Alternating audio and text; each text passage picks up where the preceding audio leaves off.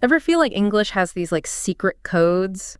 You know, these phrases that just totally change a verb's meaning? Yeah, it can be a bit tricky, right? It's like, I don't know, a whole other language within a language almost. Definitely, definitely. But don't worry, today we're going to decode some of these sneaky little phrases. We're diving into the world of phrasal verbs. Oh yeah, phrasal verbs. They can be a real challenge for English learners. For sure, but they're everywhere. You can't really escape them if you want to, sound natural. Exactly. They're absolutely essential for fluency. Absolutely. And, you sent over this really great online lesson that we're using as our guide today. And I have to say, it's got a really fun approach. Oh, that's great to hear. It does. It's like the lesson itself is kind of winking at you and saying, don't worry, we'll figure this out together, I love that. It's like a friendly guide through the sometimes confusing world of phrasal verbs. Exactly. So no need to be intimidated. We're in good hands, I think. So Yes. Let's just jump right in. The first phrasal verb on our list is bring up. Bring up. Okay, classic phrasal verb. It is. And the lesson gives the example, she always brings up her travels when we meet. We all have that friend. Oh yeah, for sure. The one who somehow manages to steer every conversation back to their backpacking trip through Europe, right? Oh, absolutely. 100%. But what I think is fascinating here is that how we bring up things can really impact how others perceive us. Absolutely. Timing and context are everything. They are. Like imagine bringing up a really sensitive topic at the completely wrong moment. Oh, yeah. That could be disastrous. A recipe for disaster. Exactly. And the lesson actually picks up on this perfectly in this little dialogue snippet it has. Someone asks, did they talk about the new project? And the response is, no one brought it up. It's like that classic meeting scenario. No, I know exactly what you mean. Everyone's just tiptoeing around the issue. Totally. And that kind of avoidance, it can lead to misunderstandings or, even missed opportunities. Oh, for sure. It's almost like a power play, Who's going to be brave enough to be the one to bring it up? Exactly. So, okay, bring up. It's all about introducing a topic, but it's got this added layer of, social awareness, which is interesting. It's very nuanced. It is.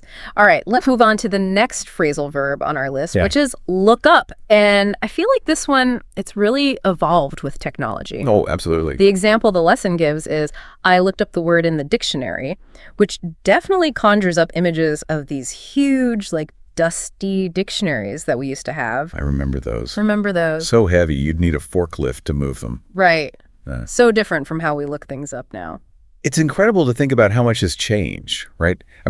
We used to be limited to these physical books, and now, boom, instant access to this almost infinite amount of information all on our phones or laptops. It's amazing. It is. It really is. And yet, the core idea of looking up information, of just wanting to understand something better, it hasn't changed. It's still the same. Absolutely. It's that human curiosity, right? Yes, exactly. And the lesson, it has a little snippet where someone's asking about the meaning of serendipity, and the other person's like, let's look it up. It's just such a natural, everyday interaction. And that really shows how phrasal verbs are often so informal, so conversational. They are. Okay, now let's shift gears a little bit and talk about turn down. You're down, okay. Which, to me, always feels like a phrasal verb with a lot of hidden layers. Oh, I see what you mean. Like the lesson gives the example, he turned down the job offer. It seems simple enough on the surface. Right. But there are so many different ways to say no politely. Oh, yeah, and especially when you consider different cultures, it gets even more complex. Totally. In some cultures, being direct is valued, and in others, you have to be much more indirect to avoid offending anyone. Exactly. The way you turn down an offer can really make or break a relationship. It's not just about the words, it's the whole delivery. It's a delicate dance, really. Figuring out how to say no gracefully without burning any bridges. I like that, a delicate dance. That's a perfect way to put it. And the lesson actually, they have a little in conversation snippet that I think really captures this dance. Someone asks, did you accept the invitation? And the answer is no, I had to turn it down. You can almost hear the unspoken reasons, Oh, absolutely. Sometimes what's left unsaid is just as important as what's actually spoken. Exactly. Yeah.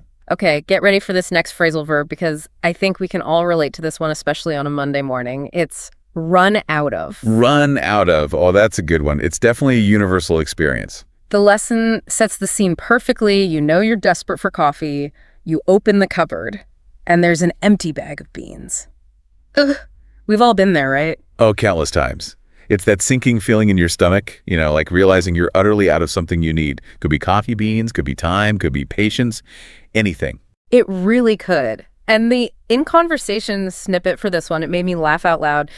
Someone asked, "Why didn't you make coffee?" And the answer is, "We ran out of coffee beans." It's so simple, but it just perfectly encapsulates that feeling of, disappointment and frustration. It's perfect, isn't it? And it shows how these little phrases, these phrasal verbs, can be so incredibly evocative. You can pack so much emotion into just a few words. You can. All right, enough with the caffeine deprivation. Let's move on to a phrasal verb that's a little more positive. Okay, I like it. Bring on the positivity. Let's talk about get along with. Get along with. All right, a classic for relationships of all kinds. It is. And, I think we've all had roommates we've gotten along with amazingly, right? And then maybe some others that were, shall we say, a little more challenging. Oh, roommate dynamics. That's a whole other deep dive we could do sometime. We could. We totally could. But yeah, it's all about those interpersonal relationships, whether it's, with roommates, colleagues, or even family members. Yep. The lesson's example is, I get along well with my colleagues. And who wants to dread going to work every day because of a tense environment? Right. Nobody. A harmonious workplace is so important for productivity and just general well-being. For sure. And the in-conversation snippet for get along with, it really hits home. Someone asks, "Do you like your new roommate?" And the response is, "Yes, we get along great." You can practically hear the sigh of relief, right? Oh, absolutely. It's that feeling of finding that perfect balance. Yeah. Where a relationship just feels easy and comfortable. It does. It really does. And speaking of balance, let's tackle a phrasal verb that can sometimes, throw people for a loop. Oh, okay. Which one is that? Call off. Call off. All right. The lesson focuses on its meaning of canceling something, they called off the meeting due to bad weather. Pretty common scenario. Definitely. But what's interesting about call off is that it has the sense of finality to it, don't you think? It does. It's not just a postponement. It's like, nope, it's completely canceled. Yes. And the in conversation snippet really captures that feeling of, plans just crumbling. Oh, yeah. Are we still going on the trip? No, they called it off. It's like the universal sound of, a plan falling apart. Definitely. Okay. I've definitely been there. Me too. Sometimes calling things off is definitely for the best, Bad weather. You can't really argue with that. Right. Safety first. Exactly. All right. Let's move on to a phrasal verb that I think might be like the anthem of procrastination. Oh, okay. I'm intrigued. Which one? Put off. I bet you can relate to this one. Put off? Oh, yeah, absolutely. I think we've all been guilty of that at some point. The lesson uses the example, I keep putting off my dentist appointment, and I think we've all been there. Oh, yeah. There are certain tasks that, they just seem to have this magnetic force that repels us. They do. Like, I'll do it tomorrow or next week or maybe next year. Exactly. But what's interesting about put off is that it implies a delay. You're not necessarily avoiding the task altogether. It's more like, I'll get to it eventually. Eventually. Yeah, it's like that little voice in the back of our heads, right? Exactly. Just whispering sweet procrastinations in our ears. Exactly. And the lessons in conversation snippet, it's so perfect for this one. Did you finish the report? No, I put it off until tomorrow. It's classic. It is. Oh, man, procrastination. It's a slippery slope. It really is. But speaking of creativity, let's move on to a phrasal verb that has a bit of a multiple personality, shall we say.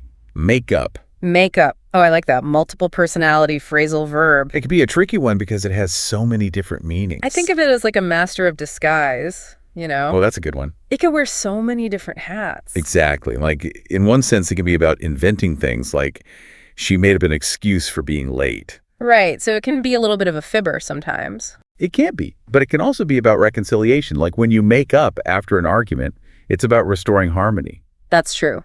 And the in-conversation section of the lesson plays on this dual nature really well. The line is, did he really see a ghost? No, he made it up.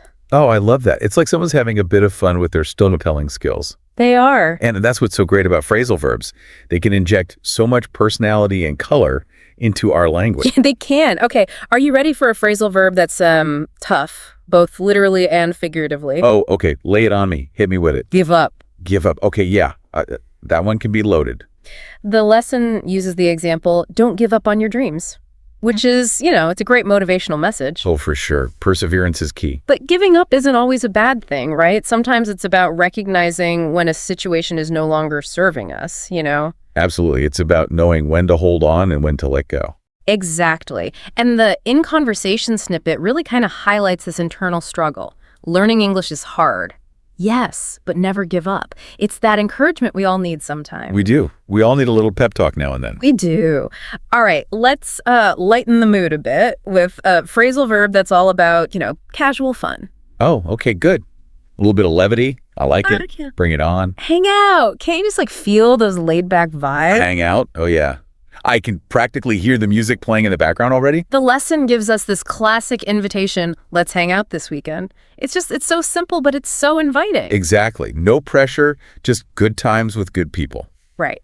And the in conversation snippet, it perfectly captures that feeling of, just relaxed connection. What are you doing later? Just hanging out with friends. It's about being in the moment, enjoying each other's company without any big plans or agendas. Right. Okay, let's get back to reality. Or at least to our to-do lists. Oh, okay. Back to the grind. Back to the grind. Yeah. With catch-up. Catch up. Okay, yes. That one can feel a bit overwhelming sometimes. The lesson uses the example, I need to catch up on my emails, which is something I think we can all relate to, especially after a vacation, right? Oh, tell me about it.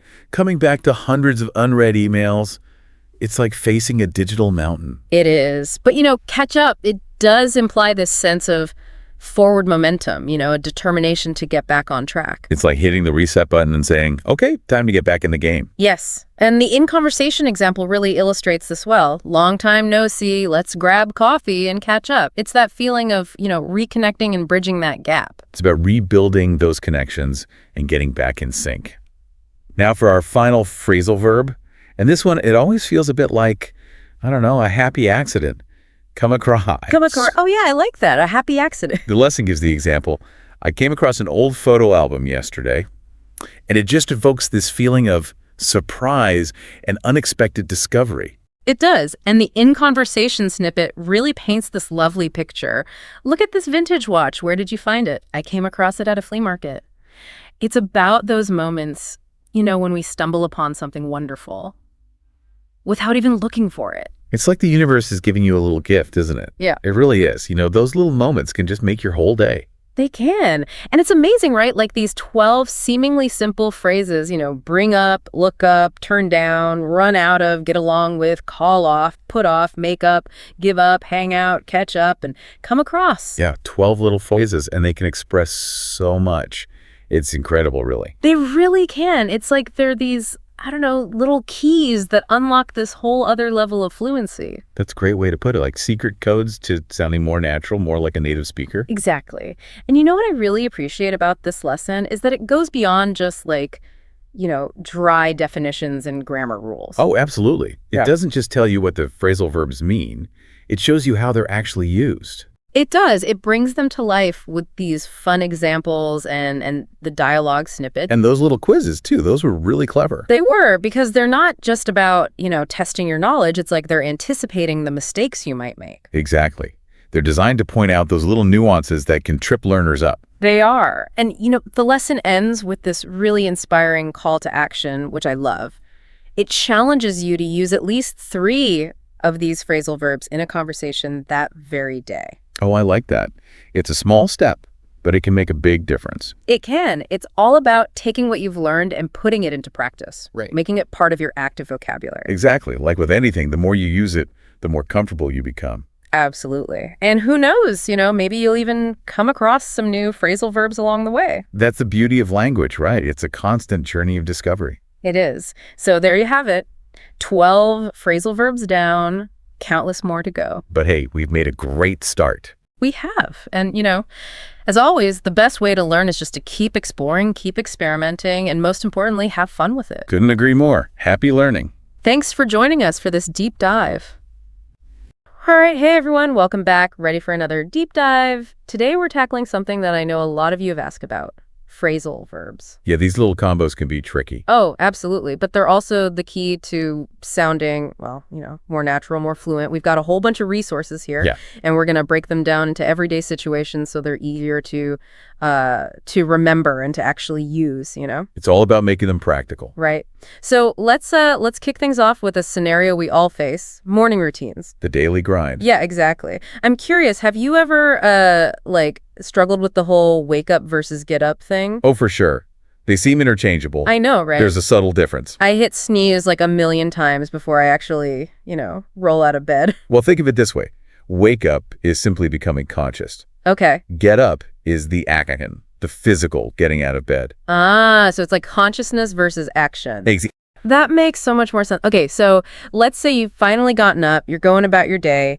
Have you ever found yourself running out of something, like coffee or time? Oh, constantly. I know, right? My coffee disappears in like 5 seconds. Running out of really captures that feeling of depletion. Yeah. But, it could be applied to more than just physical things. Think about, like, projects at work. You can run out of steam on a project. That initial motivation just fizzles out. Or you can run out of options when you're facing a tricky dilemma. I like that. So it's not just, running out of actual stuff. It's like a broader sense of, nothing left. Exactly. Now, speaking of running out of things, I have a confession. I was once so excited to meet some friends for a movie that I completely forgot to turn off the lights at home. Oh, no. Yeah, my electricity bill was not happy. We've all been there. And while we usually use turn off for lights or appliances, Right. think about how it applies to emotions, too. You can try to turn off your anxiety Okay. or turn off those feelings of anger. Oh, that's interesting. It's like controlling those internal switches. So we've got a control panel of emotions. Excited. And sometimes, yeah, we just need to hit off. Take charge. All right, let's switch gears a little bit. Let's talk about the wonderful world of work and study. Emails, deadlines, those ever-growing to-do lists. The joys. So how do you usually catch up on work when you're, feeling behind? Sometimes I just end up staring at my computer screen, like completely overwhelmed. I hear you. Catching up on definitely implies that feeling of being behind and trying to get back on track. Yeah. But what if, instead of seeing it as a burden, Okay. we saw it as a challenge, an opportunity to test our organizational skills? I like that. A challenge, not a chore. Exactly. Okay. Let's say you're working on a big project and you need to make sure everything is, perfect. How important is it to look over things carefully before hitting that submit button? I've definitely learned that lesson the hard way a few times. Oh, more times than I can count. Looking over isn't just glancing at something. Right. It's actively engaging with it, paying attention to the details. Actually, one time I was looking over a contract and almost missed this crucial clause buried in the fine print. It was a good reminder to be thorough. Oh, wow. That's a close call. Sometimes I just wish I could call off all my meetings and escape the office for a bit. I know, right? Just take a walk, maybe grab a coffee. But if we think about call off more broadly, Okay. it's not just about canceling meetings. It could be any planned event, a social gathering, a business trip, even a project that's just not working out. So it's like hitting pause, reassessing, and then deciding whether to, keep going or change direction. Exactly. Sometimes calling off something can be the most productive thing you can do. Okay, enough about work. Let's talk about something more fun, like social interactions and relationships. Do you have someone in your life who you just totally click with, someone you really get along with? Oh, absolutely. And getting along with someone goes beyond just liking them, right? Yeah. It's about mutual respect, I understanding, like that. and a shared sense of humor. It's like, yeah, a dance where both partners are in sync. And what's fascinating is getting along with someone doesn't mean you always agree. It's about navigating those differences, finding that sweet spot where everyone feels heard and valued. So true.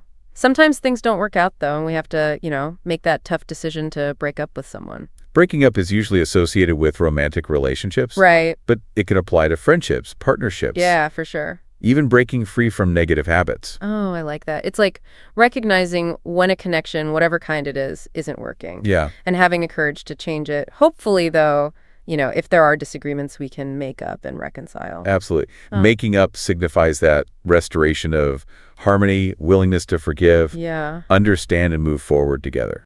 Now, have you ever been in a conversation where you needed to, steer the topic in a certain direction? Oh, yeah.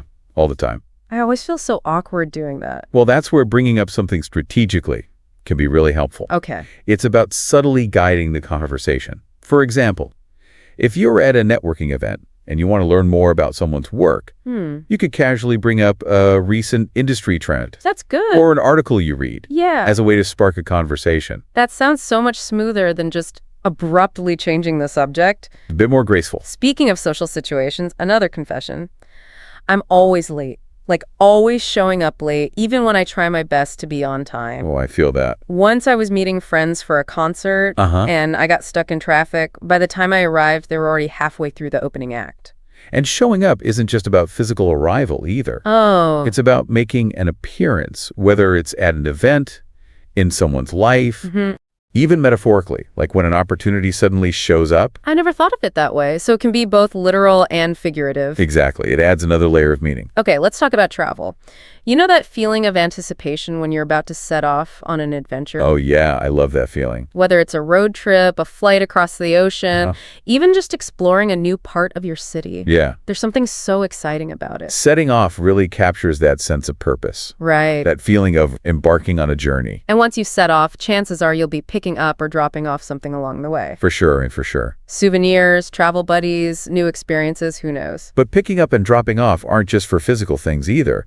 Think about skills. You can pick up a new language while traveling. That's true. Or maybe drop off some bad habits along the way. It's like an exchange of both tangible and intangible things. Exactly. And speaking of travel, navigating public transport can be its own adventure, especially figuring out when to get on or get off. Oh, tell me about it. I once missed my stop because I was so engrossed in a book that I completely zoned out. I've done that too. Getting on and getting off represent transitions, right? Yeah, entering or exiting a particular space or situation. It's easy to get lost in your own world and miss those important cues. Well, we've covered quite a bit in this first part of our deep dive. Everyday routines, work, social interactions, even travel. It's amazing how these phrasal verbs pop up everywhere. They really do. And what's cool is they make our speech sound so much more natural and informal. It's like they add flavor to our language. Exactly. And I think what we're seeing is that using these phrasal verbs isn't just about sounding like a native speaker. It's about understanding those subtle nuances of English. Right. And using them to communicate more effectively. It's about unlocking a whole new level of fluency. And I think our deep dive has just scratched the surface. It really is amazing. You know, how these little verbs and prepositions can add so much depth to the way we express ourselves. Like, yeah, there are these hidden gems sprinkled everywhere in our conversation. Yeah, exactly. And we don't even realize it. So we've talked about how phrasal verbs show up in our daily routines, work, social stuff. But what about those unexpected situations? Oh, yes. You know, life throws a curveball. Life is full of surprises. Exactly. And it's amazing how phrasal verbs are perfect for describing those moments. Yeah. Have you ever had plans change suddenly? Oh, all the time. And you had to figure out a new solution, like right on the spot? Oh, countless times. I remember one time I was supposed to fly to a conference. Yeah. And my flight got canceled last minute, total chaos.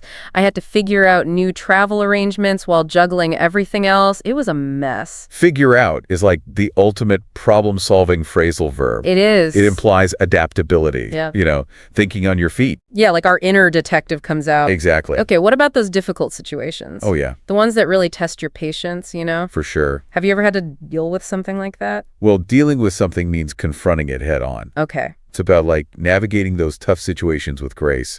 One time I had to deal with a huge setback at work, a project that just completely fell apart. It was stressful, but it definitely taught me about perseverance. It's like those moments force us to level up our skills. Right. Become more resilient, you know? Exactly. Sometimes, though, when things get tough, we just want to back out. Have you ever felt that way? Backing out could be a good move sometimes. Yeah. Especially when you realize a situation just isn't right for you anymore. Like it doesn't align with your goals. I see. Or your values. So it's about knowing your limits. Yeah. And making choices that are good for you. I once backed out of a business partnership when I realized our visions weren't the same. It was a tough call, but it allowed me to find opportunities that were a better fit. Sometimes you have to back out to let something better come in. Exactly. Now, when we're dealing with unexpected things, sometimes we need help. For sure. Have you ever had to reach out to someone for support? Oh, absolutely. Reaching out is so important. It's acknowledging that we don't have to go through things alone. Yeah. It's about connection. You know, I went through a personal crisis once, and I was so hesitant to reach out to my friends. Yeah, I get it. But when I finally did, their support was incredible. Sometimes it's hard to be vulnerable. It is. But it's in those moments when we reach out that real connection happens. I completely agree. Okay, let's shift gears again. When things get overwhelming, how do you calm down? Oh, that's a good question. Calming down is about finding those things that help us regulate our emotions, right? For me, it's nature. A walk in the park, listening to birds. I love that. Just feeling the sun. Yeah. It helps me reconnect with myself. Nature has this amazing ability to soothe us, doesn't it? It does. It does. Sometimes all it takes is a few moments of quiet to down and see things more clearly. Have you ever had to stand up for something you believe in? Oh, absolutely. Standing up for something takes courage. It does. It's about advocating for what's right, even when it's hard. I once saw someone being treated unfairly, and I felt compelled to stand up for them. That's so brave. It wasn't easy, but it taught me about using my voice for good. And sometimes standing up for something means speaking out against injustice, Right. raising awareness about important issues. It's like, yeah, each time we speak out, we plant a seed for change. And those seeds can grow into powerful movements. Okay, so we've talked about phrasal verbs for unexpected situations, challenges, even standing up for what's right. Uh-huh. But what about those moments of joy? The celebrations? Oh, yeah, those are important too. Phrasal verbs can add so much energy to those expressions, you know? They can. Have you ever had to cheer someone up? Of course. Like when a friend was going through a rough time Yeah. and just wanted to brighten their day. Cheering someone up is all about spreading kindness. Like we have this superpower to make someone's day better. Yeah, exactly. And you know, sometimes those acts of kindness lead to unexpected connections. Have you ever run into someone you knew just by chance? All the time. Running into someone unexpectedly can be so fun. It can. Like these serendipitous encounters. It really is. I ran into a former colleague at a coffee shop once, Mm-hmm. and we ended up talking for hours. It's like the universe is playing matchmaker. Sometimes it feels that way. Have you ever had a dream or a goal that you were really hoping would work out? Working out implies that sense of effort, the perseverance to reach a goal. I always wanted to write a book. Wow. And I spent years working on it, facing rejection after rejection.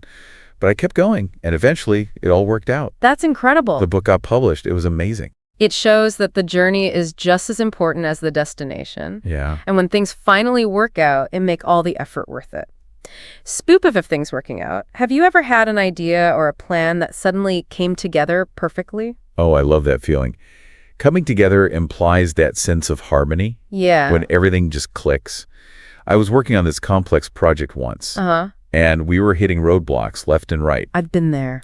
But then we started communicating better, collaborating more, Okay. and suddenly it all came together. We achieved our goals, and it was a real testament to teamwork. It's like when individual efforts create something much bigger, right? Exactly. And sometimes that coming together goes beyond teams and projects. It does. It's like communities uniting for a cause. Yeah. Or even global movements working towards a better world. It's a beautiful thing. We've covered so much ground in this part of our deep dive.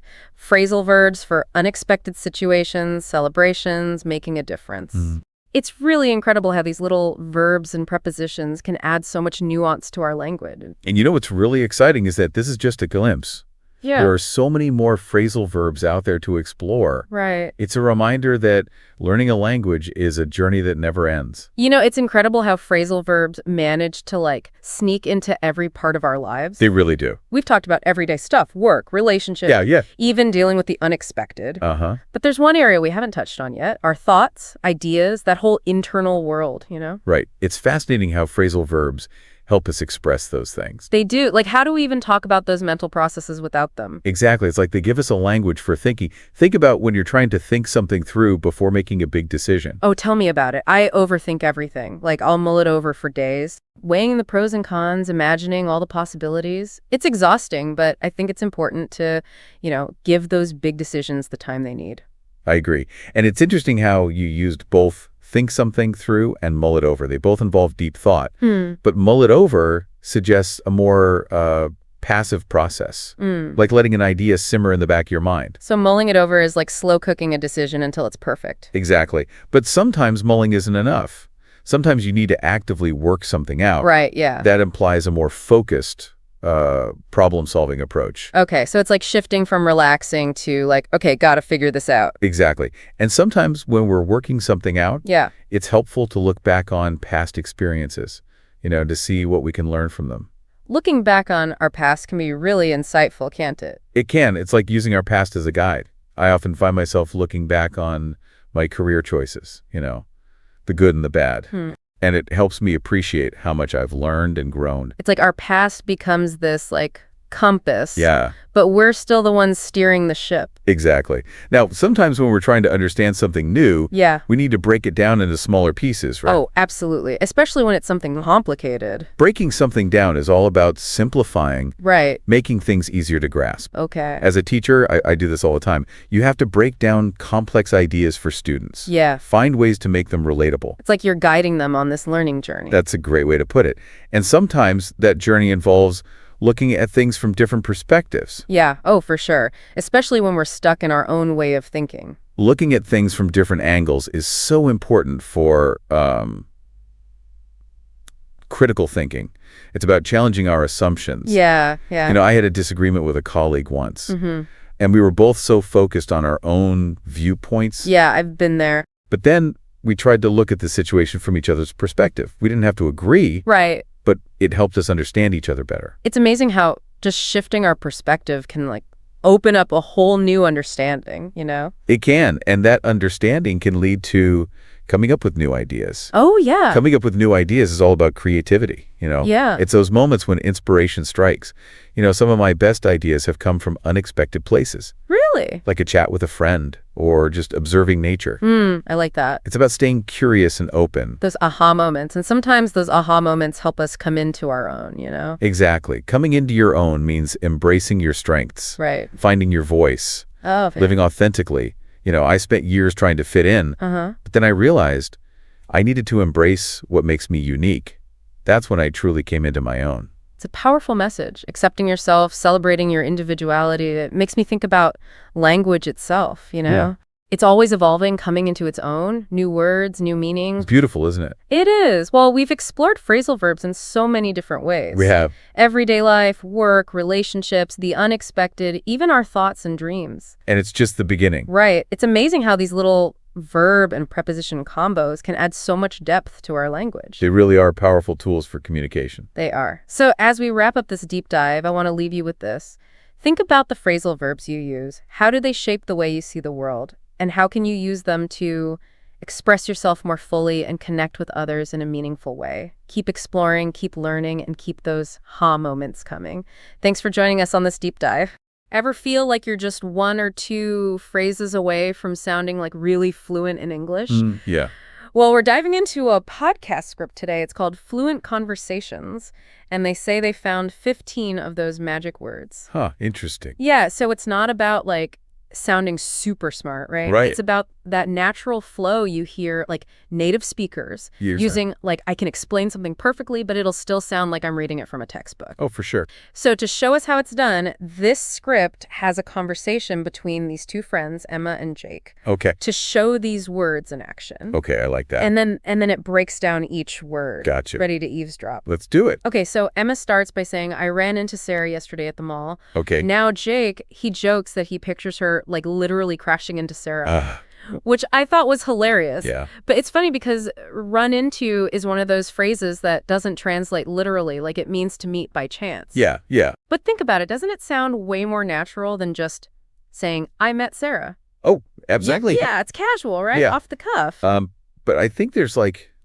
even more to it than just being casual. Oh, okay. So choosing ran into instead of met, it kind of shows a cultural preference. Okay. So in English, we often like to use more indirect language, Huh. especially when we're talking about something that we weren't expecting, like running into someone. I never thought about it like that. Yeah, So it's not just what you say, it's how you say it. exactly. There's so much packed into these simple words. For sure. Okay, next phrase. Emma asks Jake, could you give me a hand with these boxes? Okay. Of course, Jake knows she just needs help, right? Right. Not a literal hand. Aha. It's another example of this indirect language thing. Yeah, I was going to say definitely. So give me a hand. It makes it sound nicer, right? Yeah. It's more like we're working together, not me demanding something. Exactly. Exactly. It assumes that we're already on good terms. Right. Interesting. So even when we're asking for help, English speakers, we like to beat around the bush a little bit. Well, it's not really avoiding the question. It's more about, Okay. being polite Okay. and not sounding too direct or demanding. Makes sense. Okay, so then Emma says, we need to wrap up this meeting soon. Okay. So wrap up, I feel like this is one of those words that you can use all the time Oh, yeah. in Absolutely. so many situations. It works for meetings, projects. Yeah. even just conversations. Exactly. And what I think is so cool about this is it paints a picture in your mind, right? Right. It's like you're really tying everything up together. Yeah, I can almost see it. Yeah, and I think because it's so visual like that, it makes it more memorable. Oh, totally. Yeah, and easier to use. Okay, next one. Emma says, I'll keep an eye on your bag while you get coffee. Okay? So it's more than just watching it, right? Okay. There's like responsibility there. Yeah. Like saying, I got you covered. Yeah, and I think that's why it's so effective. It's Oh. like there's that deeper meaning, you know? Yeah. It's not just the words, but it shows the trust between Emma and Jake. Okay, up next, Emma says, hang on, I need to grab my jacket before we go. Okay. It's so simple, right? Yeah. But like so important for every day. Oh, yeah. I use it all the time. Who hasn't yelled that running out the door? Yeah. But like it's friendly, right? Yeah. It's not like an order. It's just like, hey, wait a sec. It's just a quick little, hold on. Yeah. And it also, like, it implies it'll be quick, you know? Yeah. You're not asking for a lot. Okay, now this next one, I feel this one in my soul. Okay? Emma says, I messed up my presentation, but my teacher was really understanding. Oh, yeah? Mess up. It's interesting, right? Yeah. Because it's like, it doesn't sound as bad as like fail. Fail sounds so final. Totally. This is more like you tripped up, but you can recover. Yeah. And it also shows that she's, like, taking ownership, you know? Yeah. But without beating herself up too much about it. Which is good life advice in general, I think. Right. Okay, now Emma asks Jake, can you drop me off at the bus station? Mm-hmm. Now this one's interesting Oh, how so? because it like kind of shows how we have certain social rules just with language. Oh, boy. Like you wouldn't just ask a stranger to drop you off, Right. You're kind of doing them a favor. Yep. It assumes you already go in that way and you're cool with going a little out of your way. Yeah, exactly. It's way more natural than saying like, can you please transport me to the bus station using your vehicle? Oh, my God, yeah. Okay, what does Emma say next? So Emma says, I'll check it out and let you know. Okay. It's like the perfect thing to say if you want to show you're interested. Oh, yeah, for sure. It's way better than just saying like, okay, Right. you're actually going to like do something. Yeah, exactly. Even though it's simple, you know, Yeah. it shows you're, like, thinking ahead, Yeah. which is good. Okay, then Emma mentions she has to come up with a good idea for our project. Oh, yeah, this is something we can all relate to, Oh, tell me about it. whether it's for work Mm-hmm. or just, like, trying to figure out what to make for dinner. Seriously. It's that mental struggle. Like, you're trying to make something new. Okay, next up, Emma gets excited and says, I'm looking forward to our trip next week. Okay. This one is just like pure excitement, right? Yeah, exactly. Anyway. And it's cool how she brings Jake into it, you know, Yeah. by saying our trip. Yeah. It makes them, like, closer because they're both excited. Okay, but then reality hits. Emma says, I need to figure out how to fix this problem. Yeah. We've all been there. Oh, for sure. This just shows, like, you're not going to give up. Right. You're going to find a way to fix it. Exactly. So we already saw her mess up earlier, and now she says, I was late, but I made up for it by bringing coffee. Oh, nice. Smooth, right? Right, yeah. Like, you messed up, but you're going to make it right. Yeah, it's like a little apology, but without actually saying sorry. I like that. It's like, you know, you messed up, Mm-hmm. but you're trying to fix it. Okay, then things get a little dramatic. Jake says he passed out from exhaustion. Okay. So it means to faint, right? Yeah. But by adding, like, from exhaustion, Right. you really know how tired he must have been. Like, he couldn't stay awake. Yeah. Okay, we're getting to the end of their conversation, and Jake says she showed up late to the party. Okay. So he's just saying what happened, right? Right. But showed up, it kind of sounds like he's, like, judging her a little. Yeah, like it was her choice to be late, Yeah. not something, you know, that she couldn't control. Interesting. Yeah. So even a little word like that, it can show what you really think. Okay, finally, Jake says, we had to put off our meeting until next week. Mm. I feel like this is so much nicer than saying we canceled. Oh, Like, it's not gone forever. Right. It's just waiting for a better time. Yeah, like we're still committed.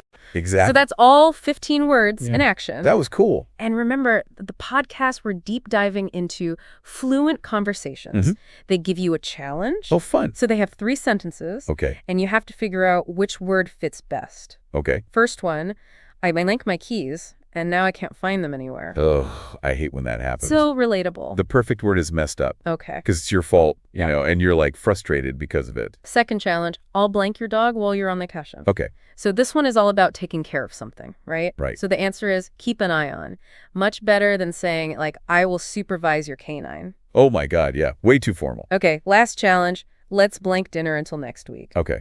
So we're just moving it to later. Yeah. The best word here is put off. It's like hitting the pause button. Exactly. I love how, like, effortlessly those words fit into the sentences. Yeah. It's like they were made for them. And that's why it's so important to master these, like, everyday words. Right. Because they make you sound so much more fluent. Exactly. It's like building blocks for your conversation. So we learned a lot, huh? Yeah, I think so. Just from those 15 words. Right. And just like hearing them in a normal conversation. It's kind of crazy how much we can pick up just from that. It really shows you that like fluency isn't about, knowing every word in the dictionary. Right. It's more about like how you use those words to connect with someone. To really get your point across. Exactly. Yeah. So what does this all mean for like our listener?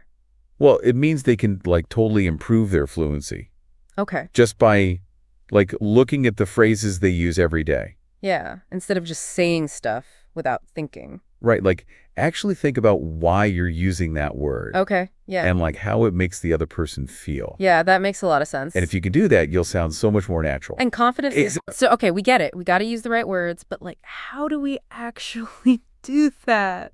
Good question. Well, I have a challenge, kind of like in the Fluent Conversations podcast. Okay. Think about some other simple phrases that you could start using today. That would make us sound like more natural. Exactly. Ooh, that's a tough one. Yeah, but I think like one thing you could do is like pay attention when you're watching a movie Okay. or a TV show and see how they say things. Oh, yeah, steal their lines, basically. And then like actually use them when you're talking to someone. Right, don't be scared to try it out. Yeah, and see what works, see what feels good. Exactly, it's like a little experiment. I love We that. can even like all share what we find. Oh, yeah, that would be cool. Everyone can like learn from each other. Because at the end of the day, language is about connecting with people, right? Yeah, it's about like building relationships, sharing what you think. Exactly. And the better you are at English, the easier that is to do. So true. So keep exploring, keep experimenting, and keep those conversations flowing. Couldn't have said it better myself. Until next time, happy language adventures. Hey everybody, and welcome back to another deep dive with us. So today we're going to be looking at something pretty interesting. Yeah, this should be fun. Yeah. Basically, we're going to be going over the top 21 most frequently used words in the English language. Yeah, and it's really amazing how such a small set of words can make up like the foundation for like daily conversation. Yeah, absolutely. And, whether you're a beginner or, you consider yourself more advanced, understanding these words and how to use them effectively, is really going to help you sound more fluent, more natural. So joining me today to, help us unpack all of this and really give us some good insights is... Hi, everyone. So I'm really excited to jump into this with you. So I guess to start off, our source has broken down these 21 words into different categories. Right. So we've got verbs and we've got conversational words and then we've got nouns and adjectives. So I figure, why don't we just go in order? Verbs, those are like the action words, right? The workhorses of the sentence. So let's start there. Yeah, definitely. All right. So the first one on the list is go. And, I think most people, when they think about go, they're it's about like physical movement. Right. Like I go to the store. Right. Exactly. But, it can also indicate like a change of state. Like the lights went out or even like a progression of time, like as the years go by. That's so true. I never really thought about like all the different ways that we use that one little word, go. All right. What about get? That one seems even more, multifaceted. Yeah, get is a very interesting one, because it often implies a process or a change of state that's sort of outside of your direct control. Oh, okay. So you think about phrases like get sick or get lost. It's like something is happening to you. It's not like you're directly making it happen. Right. It's like something's being done to you. Exactly. But then on the other hand, you have phrases like get rich or get ahead. Right. And those have a very different connotation. Yeah. Right. It's much more like intentional, almost aspirational. Yeah, it's like get reflects our relationship with change itself, whether it's something we're actively pursuing or something that's kind of being imposed upon us. That's so interesting. I like that a lot. Okay, so moving right along. Next up we have do. And this one always feels to me like the ultimate multitasker. Definitely. You can do so many things. Absolutely. It's amazing how often do just pops up in our sentences. From describing our jobs, like, what do you do? Right. To expressing obligations, I have to do my homework. It really is like the Swiss Army knife of verbs. Yeah, and it plays such a key role in questions too. Do you like pizza? Did you see that movie? Like it's just, it makes the question a question. Absolutely. Okay, so we've had go, we've had get, we've had do. What about have? Oh, have. That's another one that's surprisingly versatile. Yeah. I mean, obviously we use it for possession. I have a car. Right. But we also use it for experiences. I had a great time. And then, all those idioms too. Have a nice day. Have a good one. These are just ingrained into our everyday conversations. Yeah, and I think have really highlights how so much of language is really about more than just, the literal meaning. It's about, creating a feeling or, connecting with someone on a social level. Exactly. Okay, so let's tackle make. I feel like this is one I use constantly. Make dinner, make a decision, make a mistake. It's all about like creating something or causing something to happen. Yes. But then there's also this element of obligation sometimes, right? Yeah. Like I made him apologize. Exactly. Make implies that you're kind of bringing something into being. You're causing something to happen. And you're right about the obligation aspect too. It can be used to express, influence or even a sense of like responsibility for something. Well, like you're the driving force behind whatever is happening. Exactly. Okay. And last but not least on our list of verbs, we have take. Take. Now, this is an interesting one because take often involves a sense of action combined with possession or control. So, think about phrases like take a break, take a seat, take charge. Right. It's like you're asserting yourself in some way, whether you're taking something for yourself or taking control of a situation. Exactly. So, okay, we've got go get, do have, make, and take. That is a lot of verbal power packed into 6 little words. It really is. It's amazing how much we can express with just the small set of verbs. Okay, so we've covered the verbs. Now let's move on to those little words that I like to think of as kind of like the glue that holds our conversations together. Those little conversational connectors? Right. So things like hi and bye and thanks and sorry. I mean, how deep can we really go with these? You might be surprised. Even these seemingly simple expressions play a really vital role in how we interact with each other. Okay. For example, hi and hello, they're not just greetings. They signal that you're open to communication and connection. Oh, so it's like setting the tone right from the start, like you're extending an invitation to engage in a conversation. Exactly. Okay, and then on the flip side, we have bye. Right, which signals, closure. It marks the end of the conversation. And, it allows us to transition smoothly out of the interaction. Okay, that makes sense. So we've covered greeting and departing. But what about those little words that add a touch of, politeness and gratitude to our interactions? You mean thanks and sorry? Exactly. Ah, yes. Those are powerful tools. They help us maintain social harmony. And they help us, navigate those little bumps in the road of human interaction. Yeah. Thanks acknowledges a favor, right? Or a kind gesture. And it, reinforces those positive interactions that we have. And sorry is all about taking responsibility for something, smoothing over those mistakes and showing empathy. Exactly. They're subtle, but they're really essential for building good relationships. Yeah. I think it's interesting how we often, modify these words for emphasis. Like saying thanks a lot. It carries a lot more weight than a simple thanks. Oh, definitely. Or I'm so sorry versus just sorry. It adds that extra layer of sincerity. Exactly. These little nuances can make a big difference. Absolutely. Okay. So we've explored 6 key verbs and 4 of these essential conversational words. We have. Are you starting to see the power of these seemingly simple words? Oh, absolutely. It's like we're peeling back the layers and discovering all this like hidden depth to language. I agree. All right, so I think we're ready to tackle our next category, which is nouns.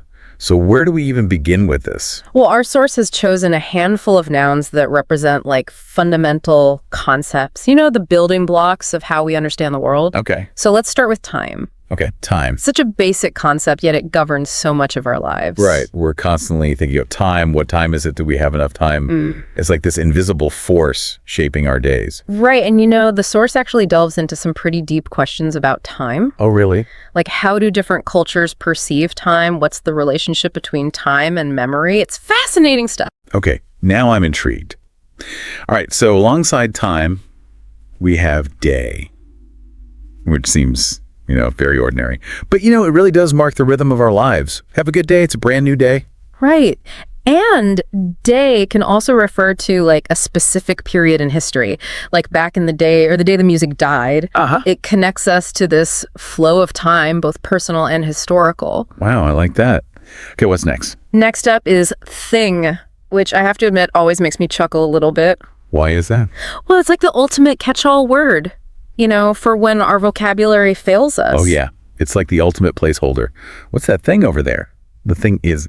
But, it's actually really effective at conveying meaning, even when we can't come up with, like, a more specific word. Right. It shows that communication isn't always about, perfect grammar or an extensive vocabulary. It's about getting your message across. And sometimes thing does the job perfectly. Yeah, absolutely. All right, so speaking of conveying meaning, we've got place next on our list. It seems like a pretty straightforward word, but I'm sure there's more to it than meets the eye. There is. Place isn't just about physical location. It can also refer to like a position in a sequence, like take your place in line, or even a state of mind, like feeling out of place. It's a word that helps us navigate the world in all sorts of ways. Right. It's like place isn't just about where we are physically, but also about how we fit in. Exactly. And how we make sense of our surroundings. Exactly. Okay. And then finally, we have people, which, I mean, it's like, it seems so obvious, but, when you think about it, people are really what makes the world go round, right? That's true. People represents our shared humanity. Right. That's the foundation of society and relationships and, everything that makes us human. It's the word that reminds us we're not alone. Yeah, absolutely. Okay, so we've explored verbs, conversational connectors, and now nouns. I'm already feeling like I have a whole new appreciation for the power of these everyday words. But before we jump into adjectives, I'm curious, what's standing out to you so far? Honestly, I think what struck me the most is how much depth and nuance there is even in the simplest words. We use them all the time, but we don't often stop and think about how they work. Yeah. It's like we're taking them for granted. Totally. But I think this deep dive is really helping us to, kind of slow down and appreciate the, the intricacies of these words that we usually just take for granted. Exactly. Yeah. All right. So adjectives, I think we're ready. Let's do it. It's funny how we can go through like our whole lives using these words and never really stop to think about them.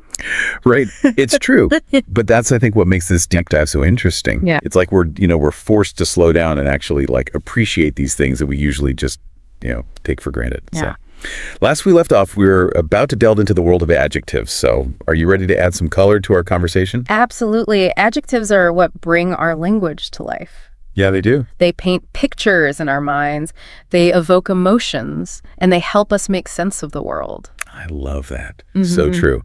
And they add, that extra layer of detail that just makes our communication so much richer. Okay, so why don't we start with good? I feel like that's like the most basic adjective in the English language. It really is.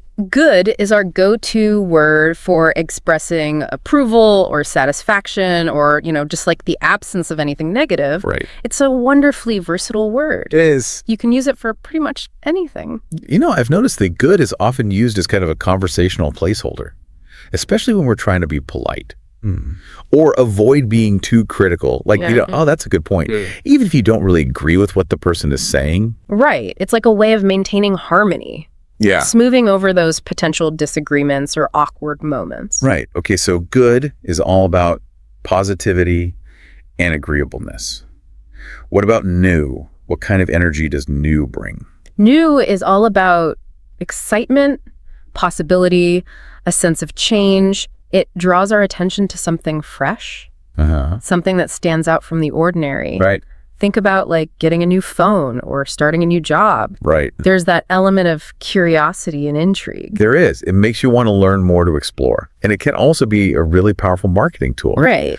New and improved, the latest and greatest. Oh, yeah, for sure. It's like designed to pique our interest. Absolutely. New really taps into that human desire for novelty and fascination with progress. Yeah. But then on the other hand, new can also highlight a lack of experience. That's true. Like new to the job or a new driver. Right. It implies a learning curve. Definitely. So it's like a double-edged sword. Right. Right. It can be exhilarating. Right. But it can also be intimidating. Depending on the context. Exactly. Okay, so we've covered good and new. Ready to wrap things up with happy. Let's do it. Happy is such a fundamental human emotion. It is. It resonates across cultures. It's the language of joy and contentment and well-being. Yeah, and it's amazing how contagious happiness can be. Like when someone greets you with a genuine smile and I say good morning, it can like brighten your whole day. It's true. It's like this ripple effect. Yeah. Spreading positivity. And happy isn't just about those fleeting moments of joy either. Right. It's about, that deeper sense of fulfillment. Yeah, that sense of purpose. Yeah. I think that's what makes happy such a powerful word. It encompasses such a, wide spectrum of positive emotion. I agree. Okay, so we've tackled adjectives, but I want to circle back to something you said earlier. about how adjectives can paint pictures in our minds and evoke emotions. Do you think there's a connection between these simple adjectives and how we experience the world? Oh, that's an interesting question. I think the answer is yes. You know, the words we use shape how we see things. They provide the framework for how we understand and interpret our experiences. So, for example, if we're constantly using negative adjectives to describe ourselves or the world around us, we might actually start to see things more negatively. Exactly. The language we use becomes like a self-fulfilling prophecy. Wow. It influences our thoughts, our emotions, and ultimately our actions. That's a powerful reminder to be mindful of the words we choose. It is. Okay, so we've covered a lot of ground in this deep dive. Verbs, conversational connectors, nouns, adjectives. Yeah. It's amazing how much we can learn from just 21 words. It really is. And, we haven't even touched on phrasal verbs yet. Oh, yes. So those are next on our list. And I think you'll be surprised by how much they add to the richness and complexity of the language. I think so, too. Okay, I'm intrigued. Bring on the phrasal verbs. All right, so welcome back to the deep dive. We've already covered so much. Yeah. But before the break, you mentioned phrasal verbs. What are those exactly and why are they so important? So phrasal verbs are basically like these combinations of a verb and another word, usually like a preposition or an adverb. And when you put them together, they create a totally new meaning. Okay, so give me an example. Okay, so let's take the verb look. Pretty straightforward word, right? Fine. But when you start adding prepositions like up after or into, you get phrasal verbs with completely different meanings. So like look up means to search for information. Right. Look after means to take care of someone. And look into means to investigate something. Wow, you're right. So you see how just a little tweak can make our language so much more expressive. Yeah, absolutely. So are phrasal verbs just about adding more words to our vocabulary? It's more than just adding words. It's about nuance. It's about idiom. Phrasal verbs capture these subtle shades of meaning that would be really hard to express otherwise. Oh, yeah. And they make your English sound much more natural, more like a native speaker. So if they're so nuanced, how do we even begin to learn all of them? Well, the good news is you don't have to learn every single phrasal verb out there. Okay. Just focus on the most common ones, the ones that come up a lot in everyday conversations. Okay, that makes sense. And pay attention to the context, because phrasal verbs can have different meanings depending on the situation. Right. So try to learn them in real life examples, not just from lists. So instead of just memorizing look up, I should try to remember it in a sentence. I need to look at the meaning of this word. Exactly. Because then you're associating the phrasal verb with a specific meaning and a specific usage. That's really helpful. And most importantly, don't be afraid to experiment. Okay. The best way to learn phrasal verbs is to actually use them. Start incorporating them into your conversations, even if you're not 100% sure you're using them correctly. So what if I make a mistake? Making mistakes is part of the learning process. Even native speakers make mistakes with phrasal verbs all the time. Okay, that makes me feel a little better. So don't worry too much about it. Just practice and you'll get more comfortable over time. So we've covered a lot of ground today. We talked about verbs, conversational connectors, nouns, adjectives, and now phrasal verbs. It's pretty amazing how much we can learn from just 21 words. It really is. I think it just goes to show the power of language. Yeah. And how these simple building blocks can be used to express so many different things. So what's the main takeaway you hope listeners will, walk away with from this deep dive? I think the most important thing to remember is that fluency isn't about memorizing a huge vocabulary or mastering all the grammar rules. It's about understanding the basic principles of how language works, and then using those principles to communicate effectively. So it's not about quantity, it's about quality. Exactly. By focusing on these 21 words, you're not just learning vocabulary, you're gaining a deeper understanding of how English works. I love that. Yeah. So is there anything you'd like to challenge our listeners to do after this deep dive? I would challenge them to really pay attention to how these 21 words are being used all around them. Listen to conversations, read books and articles, and see if you can notice how these words are like the threads that hold everything together. I like that. It's like a treasure hunt. It is. And the more you find, the better you'll become at understanding and speaking the language. Exactly. Well, this has been such an eye-opening deep dive for me. I feel like I've learned so much. Me too. And I definitely have a new appreciation for these words that we use every day. So thank you so much for joining me on this journey. And thanks to all of you for listening. We'll see you next time for another deep dive. All right, so you're looking to really master English quickly and effectively. Right. So let's dive into this. Okay. The secret sauce revealed in your sources. Sure. It's mastering the 4 key language skills. Listening, speaking, reading, and writing. Okay. We'll unpack each of those skills, Yeah. sprinkle in some practical tips, Right. some relatable examples, and we'll basically create your roadmap to fluency. It's interesting because those 4 skills aren't just for English. Oh, really? Yeah, they're the foundation of any language. Interesting. You soak up language through listening, you communicate through speaking, you explore the world through reading, and express yourself through writing. Okay. So it's really the foundation of communication. Gotcha. So listening. Yeah. It's the base. Mm-hmm. It's the way we naturally absorb language, just like babies do. Right. Before they can even utter a word. Yeah. Immersing yourself is key. Yeah. But there's a bit more to it than that, right? Yeah. Exactly. Think about how parents instinctively talk to their kids. Oh, okay. Simpler words, they slow down. Right. They emphasize key sounds. Yeah. Well, that same principle applies to learning any language. Interesting. Peppa Pig. Peppa Pig. Yeah, with its clear pronunciation and simple storylines, Okay. is a surprisingly effective tool for tuning your ears to the rhythm and sounds of English. Okay, that's interesting. Yeah. I see how that simplified input can really help with picking up the basics. Right. But what about those of us who maybe aren't into cartoons? Yeah. How do we immerse ourselves effectively? Subtitles are your secret weapon. Ooh. Start with your favorite shows. Okay. Friends, Stranger Things, Yeah. anything that you enjoy. Gotcha. Watching with English subtitles lets you read and listen simultaneously, Right. reinforcing your comprehension. Okay. Then try watching the same scene without subtitles to test yourself. So it's like training wheels for your ears. Precisely. That makes a lot of sense. Yeah, and it ties into the idea of active listening, Oh, okay. which goes beyond just passively hearing the words. Okay. You're mimicking pronunciation, Right. paying attention to tone, Yeah. and truly engaging with the nuances of spoken English. Active listening. I like that. Yeah. It feels a lot more deliberate and purposeful than just having the TV on in the background. Right? Okay, so we've got listening down. Uh-huh. But Yeah. speaking, Yeah, that's often the trickiest part, right? absolutely. It's easy to feel self-conscious about making mistakes. One technique that can help you overcome that fear and build confidence is shadowing. Shadowing. You listen to a sentence and you repeat it immediately, mimicking the speaker's tone and rhythm. Oh, okay. Want to try it? Yeah. Repeat after me. Okay. I'd like a cup of coffee, please. I'd like a cup of coffee, please. Hey, it's already making you think about your pronunciation more. It is. Yeah. I like that. And don't underestimate the power of everyday conversations, Oh. even if it's just talking to yourself. Interesting. Describe what you're doing as you go about your day. Right. I'm cooking dinner. I'm walking the dog.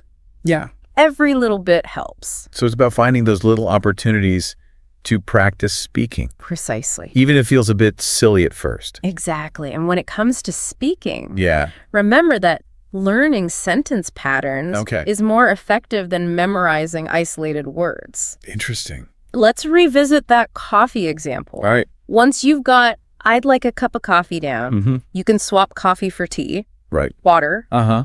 a slice of cake. Yeah. Suddenly you've unlocked a flexible phrase for a variety of situations. Okay, that's a really helpful way to think about it. Yeah. Instead of memorizing a whole dictionary, Right. you're learning the building blocks of sentences Mm-hmm. and how to adapt them. Exactly. So we've covered listening and speaking. Yeah. What about reading? Reading is like a treasure trove for expanding your vocabulary, absorbing grammar naturally, and simply enjoying the learning process. But I imagine it can be a bit overwhelming. Ah. Where do you even start? It doesn't have to be intimidating. Yeah. Start with materials you genuinely enjoy. Yeah. Maybe news headlines, Uh-huh. a favorite blog, Yeah. even social media posts. Okay. The key is to find content that keeps you engaged Right. and coming back for more.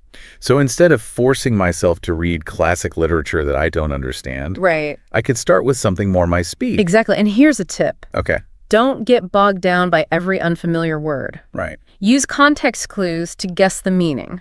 Oh, So interesting. for example, Okay. the restaurant was crowded, Yeah. so we decided to leave. Mm-hmm. Even if you don't know crowded, you can infer it means something uncomfortable Oh, okay. or undesirable because they left. Right. That's a great point. I do that all the time when I'm reading in my native language. Mhm. Why not apply it to English as well? Precisely, it's about activating those critical thinking skills and becoming an active reader, Right. not just passively skimming the words. You can also make reading more interactive by underlining new words, Mm-hmm. writing them down, and even creating your own sentences with them.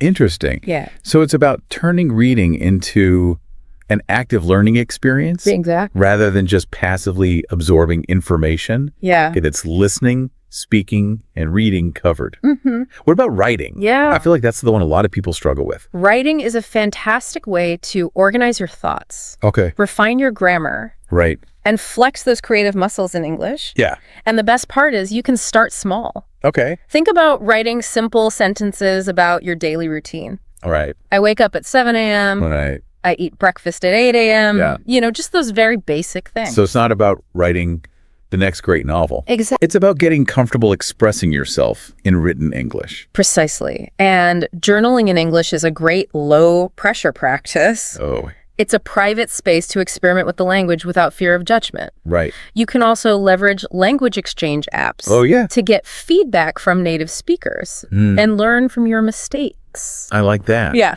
It's all about embracing those mistakes as opportunities to learn. Exactly. Okay, so we've covered the 4 skills: Uh-huh. listening, speaking, reading, and writing. Right. They seem pretty interconnected, wouldn't you say? Absolutely. Think of it like a web with each skill supporting and reinforcing the others. Right. When you listen, you're not just absorbing sounds. Right. You're also picking up on grammar, vocabulary, and pronunciation. Yeah. When you speak, Mm-hmm.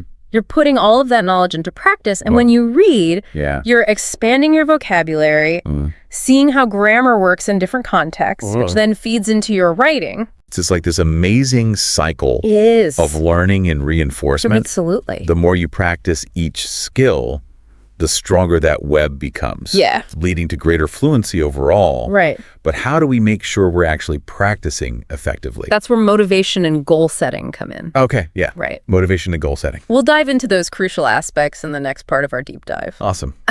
I'm excited to learn more about that. Yeah. Sounds good. Okay. You know, it's fascinating how we often box in language learning as this rigid, Right. classroom-only activity. Yeah. But in reality, it's happening around us all the time. That's so true. When you start seeing everyday moments Yeah. as learning opportunities, Right. it really does open up a whole new world. Think about it. Every time you watch a movie, Yeah. listen to music, or even just glance at a menu, Right. you're engaging with English in some way. It's like this constant stream of input, subtly shaping your understanding of the language. And it doesn't have to be passive. Okay. You can turn those everyday encounters into active learning experiences. Now that's what I'm talking about. Yeah. How do we make that happen? Let's say you're watching a movie. Instead of just following the plot, pay attention to how the characters use certain phrases, Right. the tone they convey, Yeah. the rhythm of their speech. So I'm not just watching for entertainment. Right. I'm actively analyzing how the language is being used. Precisely. And you can apply the same principle to music. Oh, okay. Listen to the lyrics, Yeah. try to sing along, notice how the words are pronounced Wow. and how they flow together. It's like training your ear Exactly. to pick up on those subtle nuances that make a language come alive. Fluency isn't just about knowing grammar rules Right. or having a massive vocabulary. It's about using the language naturally and effortlessly like a native speaker, Right. It's about feeling comfortable and confident. expressing yourself no matter the situation. And the more you expose yourself to the language Yeah. in these authentic contexts, Right. the more comfortable you'll become. Okay. We've talked a lot about the individual skills, Mm-hmm. listening, speaking, reading, writing. Right. But how do they all work together to create that fluency we're aiming for? That's where it gets really interesting. Okay. Think of it like a web, Right? with each skill interconnected and reinforcing the others. So when I'm listening to English, Yeah. I'm not just absorbing sounds. Right. I'm also picking up on grammar, Mm-hmm. vocabulary, and pronunciation. Exactly. And when you speak, you're putting all that knowledge into practice, Right. solidifying it in your mind. And reading expands my vocabulary. Yes. Showing me how grammar is used in different contexts. Which in turn informs your writing Oh, okay. as you begin to use those new words and structures in your own work. It's a beautiful cycle Absolutely. of learning and reinforcement. And the more you engage in each of these skills, Yeah. the stronger those connections become, leading to greater fluency and overall mastery of the language. It's like working out a muscle, Yeah, making it stronger and more resilient with each exercise. precisely. And just like with any workout, consistency is key. Okay. Even dedicating a few minutes each day to each skill can make a huge difference over time. So don't get discouraged if you don't see results overnight. Right. Language learning is a marathon, not a sprint. And the journey itself is just as important as the destination. I like that. Enjoy the process. Yeah. Embrace the challenges and celebrate those small victories along the way. After all, there's something incredibly rewarding about being able to communicate in another language. It's true. Connecting with people from different cultures. Absolutely. Expanding your horizons. Those are amazing benefits. It opens up a whole world of possibilities, both personally and professionally. And who knows, maybe one day our listener will be hosting their own podcast in English. That would be a testament to the power of consistent practice and a positive mindset. Okay, so we've covered the fundamentals of the 4 skills. Yeah. The importance of everyday learning and the power of consistency. Right. But there's one crucial piece we haven't touched on yet. And that is? Motivation. Yes. The fuel that keeps us going. Especially when things get tough. Right. And of course, setting realistic goals. Yeah. So we don't get overwhelmed. Ah, yes. Motivation and goal setting, the compass and map for our language learning journey.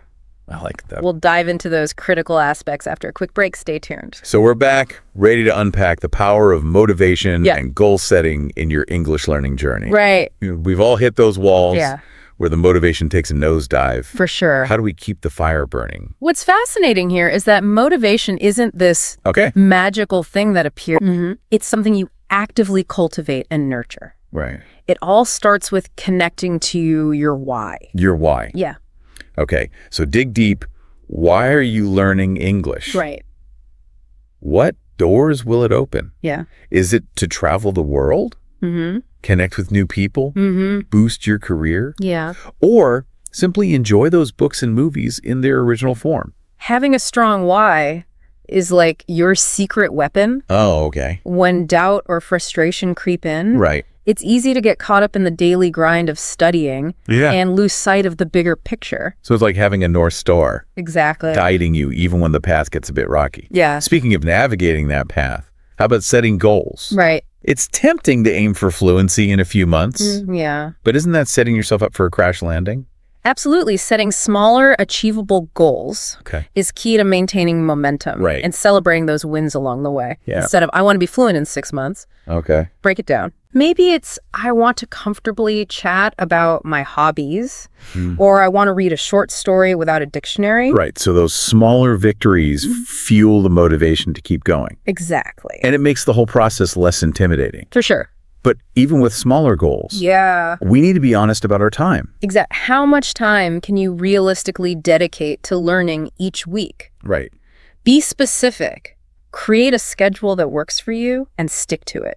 Okay. Consistency trumps intensity when it comes to language learning. So 30 minutes a day is better than cramming for 3 hours once a week. Exactly. It's like those little deposits in a savings account. Right. They add up over time. That's a great analogy. Thanks. It's fascinating how much progress you can make. With consistent effort, even if it's just a little bit each day. Right. And don't forget to celebrate those milestones. Oh, okay. Acknowledge your progress. Reward yourself. Yeah. Let those successes fuel your motivation. It's like giving yourself a little pat on the back and saying, hey, I'm doing this. Exactly. I'm moving forward. Okay. And at the end of the day, it's important to remember that the journey of learning English is just as important as the destination. Right. Have fun with it. Couldn't agree more. So there you have it. Okay. We've explored the 4 essential skills, the power of finding those everyday learning opportunities, and the vital roles of motivation and goal setting. Yeah. You've now got the tools, the insights and inspiration to unlock your full language potential. Awesome.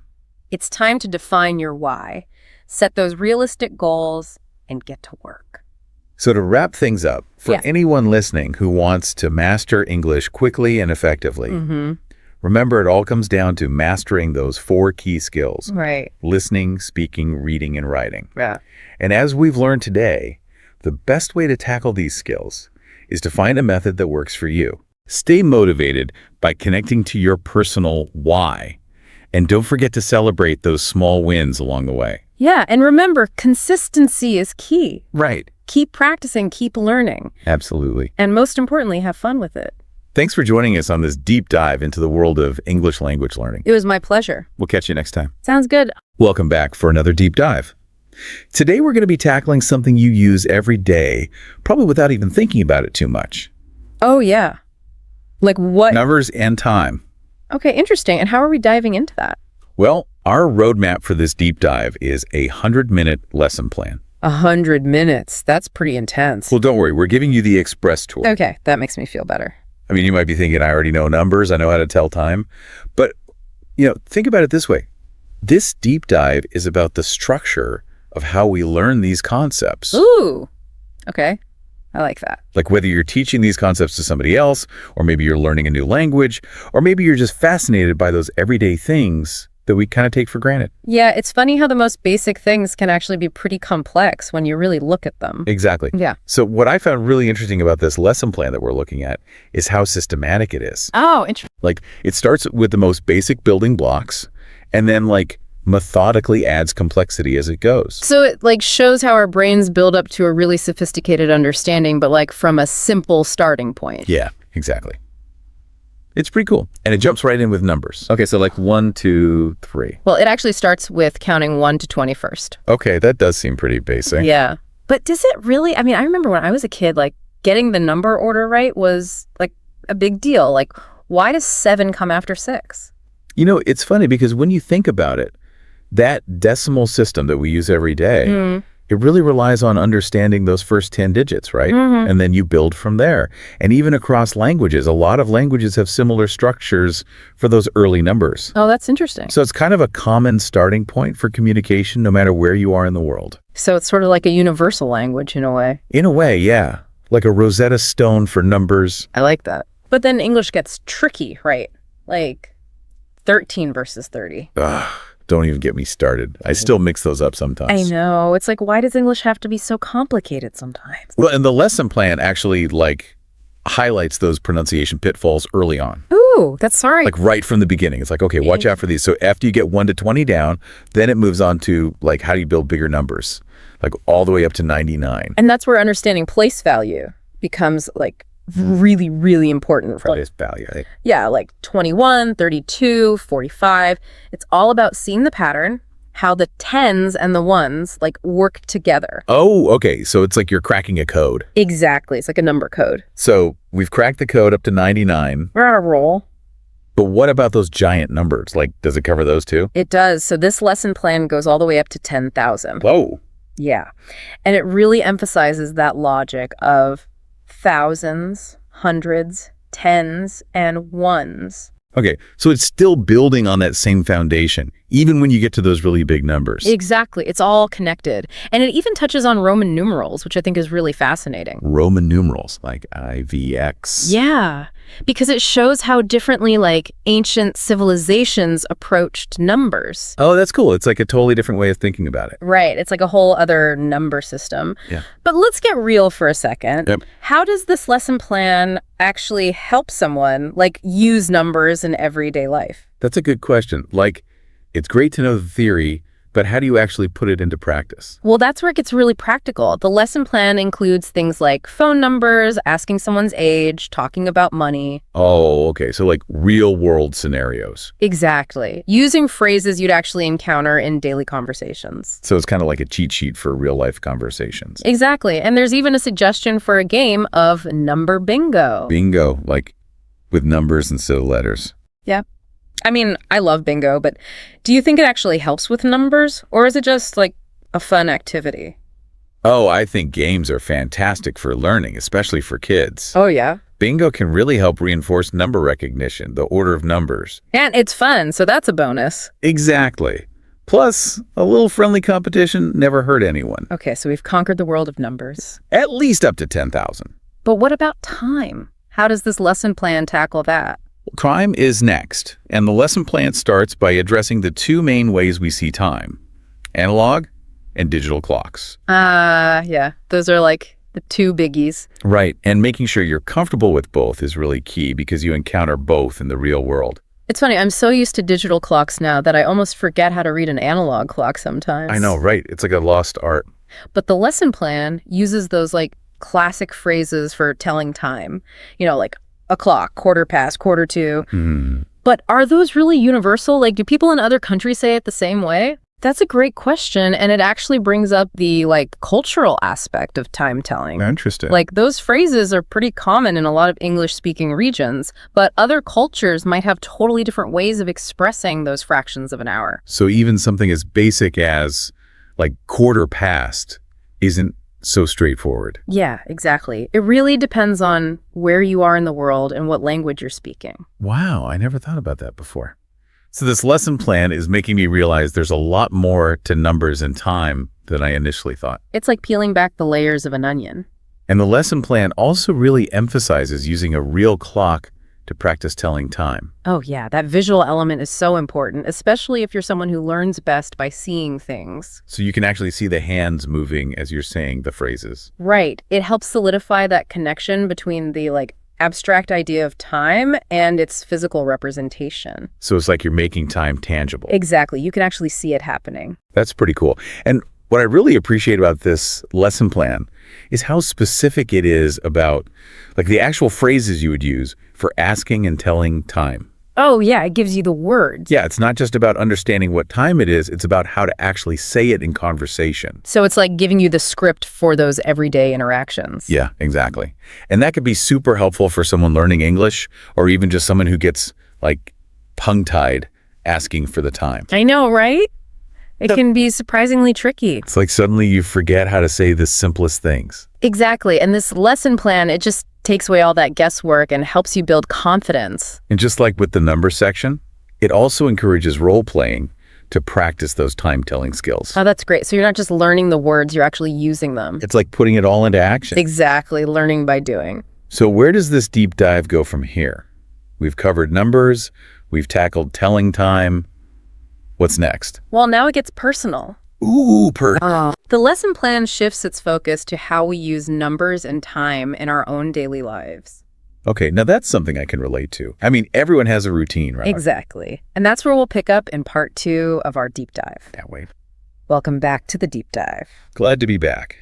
So last time we were talking about how this lesson plan takes a really personal turn. Yeah, it starts to focus on how we actually use numbers and time in our day-to-day life. Like our routines. Exactly. Waking up, going to work, bedtime, those everyday things. Like they were reading my diary or something. Right.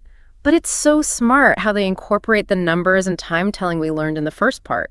It's not just about the concepts anymore. It's about applying them. Oh, so they actually give you ways to practice. Yeah, they actually suggest students write out their daily routines. Oh, interesting. So instead of just saying, I wake up at 7, you'd write. I wake up at 7 o'clock, or I wake up at 7:15.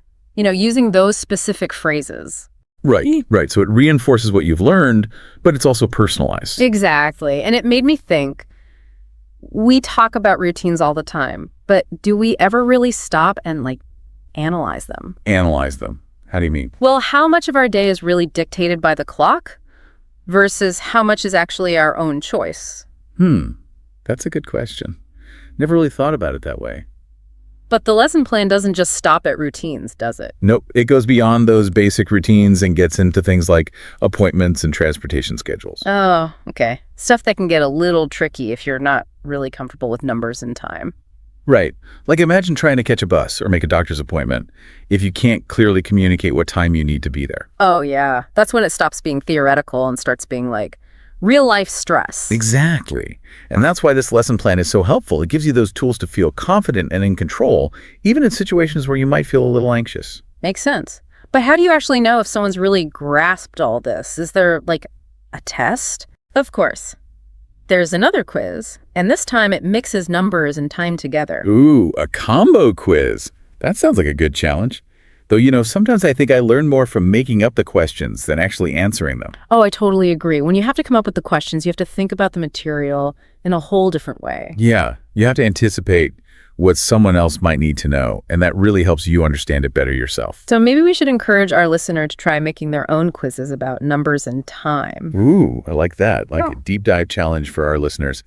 But before we get too carried away with quiz making, let's step back for a second. Okay. What have we actually learned from this deep dive into the lesson plan so far? Well, I think it shows that even with something as basic as numbers and time, There's real method to learning them. Like a step-by-step process. Yeah. Right. You start with the building blocks, and then you layer on complexity, always making sure to connect back to how you'd actually use this stuff in real life. It's like a reminder that learning should be both structured and meaningful. Exactly. And I think it's interesting how interconnected everything is. We started with numbers, then time, then routines, and now these more complex scenarios. It's like it all builds on itself. Right. It's not just separate topics, it's all woven together. And that's where we'll pick up in the final part of our deep dive. We'll see how this lesson plan really pushes learners to become fluent and confident with numbers and time in any situation. And we're back for the final part of our deep dive into numbers and time. It's amazing how much ground we've covered, right? It really is. We started with something as simple as counting to 20, and now look at us. It's all thanks to this amazing lesson plan. The last part, we were talking about how it gets into these more like real-life situations. Yeah, like going to appointments, figuring out travel schedules, the stuff that can be kind of stressful if you're not totally comfortable with the language. Exactly. And it's here, in this final stretch, that the lesson plan really seems to emphasize, like, conversational fluency. Oh, for sure. It's like, okay, you've got the basics. Now let's make sure you can actually use them in real life. So you're not just understanding numbers and time, you're actually able to use them without even thinking about it. Right, like it becomes second nature. So it's like taking all those building blocks that we've been working with and turning them into a fully functional, communication system. I like that, a communication system. It's about bridging that gap between what you know in your head and what you can actually do out in the world. Exactly. And one of the ways this lesson plan does that is through a final quiz.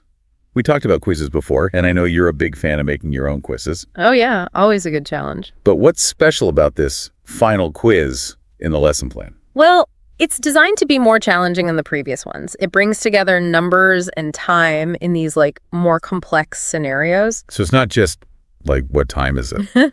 No, it's more like, okay, if the train leaves at 4:15 and the journey takes 35 minutes, what time will you arrive? Stuff like that. Ooh. Okay, that does sound a bit trickier. It really makes you think, right? You have to do some calculations, put different pieces of information together. And be able to explain your answer clearly. Exactly. It's impressive considering this lesson plan started with basic counting. It really is. But aside from quizzes, are there other ways the lesson plan encourages this real-world fluency? Definitely. One of the last activities is a conversation practice where learners pair up and act out different scenarios. Oh, fun. It's like the grand finale. It brings everything together. Numbers, time, all the vocabulary they've learned. Like they're finally performing on stage after weeks of rehearsals. Exactly. And I bet it can be a bit nerve-wracking, putting yourself out there. And also exciting, right? Totally. Yeah. It's a safe space to make mistakes and learn from them. And the more you practice, the more natural it all becomes. So it's really about going beyond just knowing the material. It's about developing those communication skills. For sure. It's about giving learners the confidence to navigate everyday situations. This has been such a fascinating deep dive. I agree. We've seen how a well-structured lesson plan can take you from basic counting all the way to feeling empowered to use numbers and time in your everyday life. And it's a great reminder that learning should be both fun and effective. I mean, who knew a deep dive into a 100-minute lesson plan could be so interesting? So to all our listeners out there, keep diving deep, keep exploring, and keep challenging yourselves to learn new things. Until next time. Okay, so have you ever when you're trying to explain something and you can't think of the right word. Right. It's I want to say more than good, Yeah. I want to really capture how awesome this thing is, but good is all that's coming out. For sure. For sure. So I think that happens to all of us, right? Totally. I think that's something we can all relate to. So today we're going to look at how to really level up our vocabulary. Okay. And we're going to be using this lesson that was designed to help people learning English. Cool. But this is for anyone who wants to sound more interesting or who wants to write in a more compelling way. Yeah. So I think we can all benefit from this. Definitely. I mean, who wouldn't want to expand their vocabulary and express themselves more effectively, right? Exactly. So it's not about becoming a walking thesaurus or anything like that. No, not at all. It's more about finding those perfect words to really elevate our communication. Exactly. It's about moving beyond just those basic labels and really getting to the heart of what makes something special or interesting or, even controversial.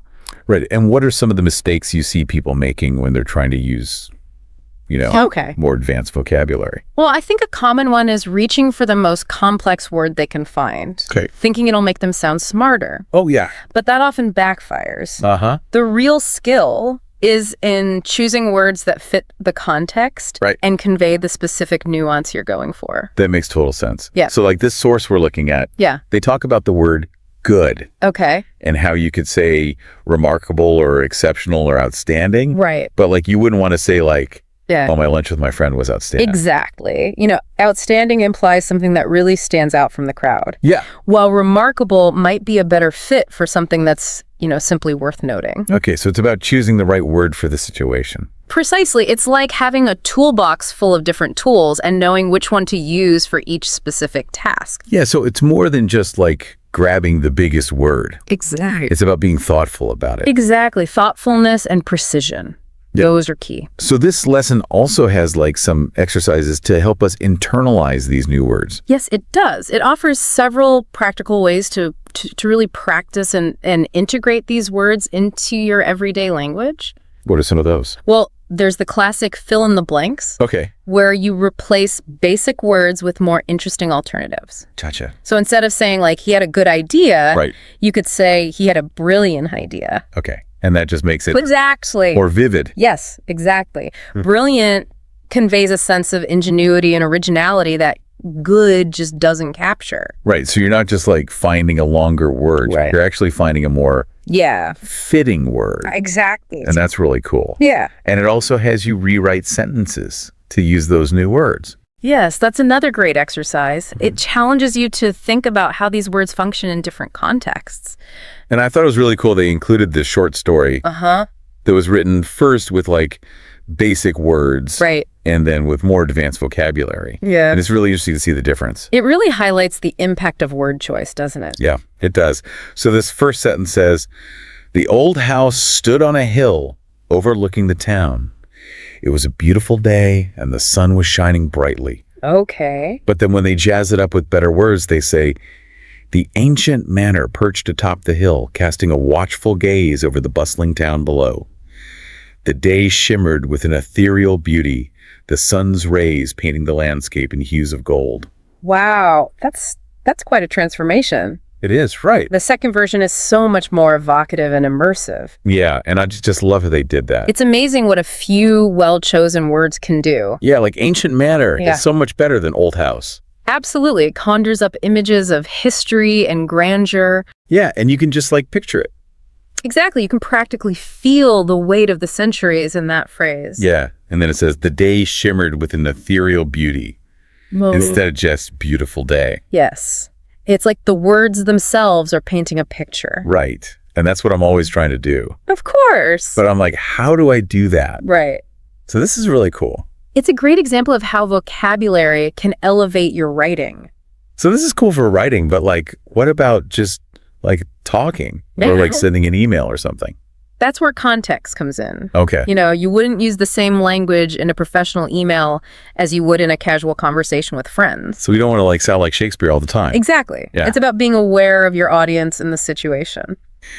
So we've seen that choosing the right word can make a big impact. Mm-hmm. But how do we actually like learn all these new words? Well, luckily, this lesson provides some fantastic tips for expanding your vocabulary, and I think they'll be really helpful for our listeners. Yeah, let's hear them. Okay, let's dive in. So the first tip is to read a lot. Okay. But they say don't just read. Like when you see a word you don't know, Yeah. write it down or highlight it. Okay, yeah, because I feel like I read stuff all the time. Right. And I'm like, oh, that's an interesting word. Yeah. But then I just keep reading. Exactly, and it just goes in one ear and out the other. Totally. But when you actually take the time to write it down or highlight it, Yeah, you're forced to really think about it. right. And then maybe even look it up. Exactly. And that makes a big difference in terms of actually remembering the word. It's like taking notes in class. Yeah, it's like active learning versus passive learning. So what's the next tip? Okay, so this one's interesting. They say to use a synonym finder, Okay. but not just for single words, Uh-huh. but for whole phrases. What do you mean? So let's say you're writing and you say, "I had a really good time at the party." Okay. Instead of just looking up a synonym for good, you could plug that whole phrase into a synonym finder, Right. and you might find something like I had a blast at the party. Ooh, that's good. Or, your party was an absolute delight. It just sounds more. Exactly. It adds more flavor and personality to your writing. So it's like you're not just swapping out one word. Right. You're finding like a better way to say the whole thing. Exactly. And it can really help you break out of those writing ruts we all fall into. Okay, that's really cool. Yeah. And then they say to like actually use the new words. Yes. Practice is key. Okay, but like I feel like if I try to use a word I just learned, it'll sound weird. Well, it might feel a little awkward at first, but the more you use it, the more natural it will become. So like just try to work it into conversations. Exactly. You can also try writing practice sentences or even using it in your journal. Okay, so just find ways to use it. Exactly. Okay. So another tip is to immerse yourself in the language. Okay, so like watch movies and stuff. Yes. Watch movies, TV shows, listen to podcasts. But we talked about how just like passively watching something doesn't really help. Exactly. You need to be an active listener. Okay, how do you do that? Pay attention to how native speakers use language. Okay. Like what words do they choose? How do they express their emotions? Yeah. You know, really listen to the nuances of their speech. So it's like I'm trying to learn something. Exactly. Be a student of the language. Oh, And don't be afraid to pause and rewind if you hear a word or phrase you don't understand. Gotcha. So I'm not just like vegging out. Right. I'm actually paying attention. Exactly. You're turning entertainment into a learning opportunity. I like that. And what's the last tip? Okay, so the last one is all about review and revision. Ooh, that's where I struggle. Yeah, it's easy to learn new words and then forget them. Totally. So it's important to create a system for reviewing the words you've learned. Okay, so like flashcards or something? Exactly. Flashcards are great. You can also create your own vocabulary list and quiz yourself regularly. Okay, and just like make sure I'm using the words. Exactly. The more you use them, Yeah. the more likely you are to remember them. So it's really about building good habits. Exactly. Consistency is key when it comes to vocabulary growth. I like that. And like, what about finding people to talk to? Yes, that's a great idea. Like maybe a book club or something. Absolutely. Surrounding yourself with people who share your love of language can be incredibly motivating. And then they can like correct me if I use a word wrong. Exactly. It's a supportive environment where you can practice and learn from each other. I like that. So we're like building our own language toolbox? Yes, exactly. And the more tools we have, the better equipped we are to communicate effectively. I love that.